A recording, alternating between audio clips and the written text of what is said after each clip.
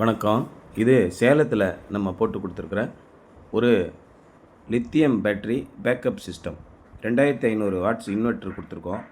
அதே மாதிரி 24 volt lithium ferrous phosphate battery. இது பாலிமர் பேட்டரின்னு சொல்லுவாங்க. ரொம்ப நீண்ட நேரம் பேக்கப் இருக்கும்.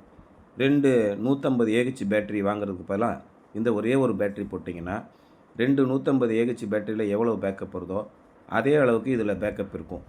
அதேமாதிரி வாரண்ட்டி பீரியடு ரொம்ப அதிகம். 5 வருஷம் உங்களுக்கு ரீப்ளேஸ்மெண்ட் வாரண்ட்டியும், அதுக்கப்புறம் 5 வருஷம் சர்வீஸ் வாரண்ட்டியும், இப்படி 10 வருஷம் வாரண்ட்டியோடு வருது. மொத்தம் 6000 சைக்கிள் இந்த பேட்ரி உழைக்கும். ஒரு சைக்கிள் அப்படின்னா ஒரு ஃபுல் சார்ஜு, அப்புறம் ஒரு ஃபுல் டிஸ்சார்ஜ். 100% சார்ஜ் ஆகி மறுபடியும் 100% டிஸ்சார்ஜ் ஆகிற வரைக்கும் ஒரு ஃபுல் சார்ஜ் அப்படின்னு சொல்லுவோம். இப்போ ஆன் கிரிட் சிஸ்டத்துக்கு நம்ம வீட்டுக்கு போட்டுட்டோம், சோலார் போட்டுட்டோம். கரண்ட்டு பில்லு 0 ஆகிட்டு, அல்லது ரொம்ப கம்மியாக ஒரு 250 ரூபா 300 ரூபாய்க்குள்ள வந்துருச்சு. இந்த ஆன் கிரிட் சிஸ்டம் போடும்போது அதில் ஒரே ஒரு சங்கடமான விஷயம் என்னன்னு கேட்டிங்கன்னா, ஆன் கிரிட் சிஸ்டத்தில் கரண்ட்டு கட் ஆன உடனேயே சோலார் ஃபுல்லாக கட் ஆகிடும்.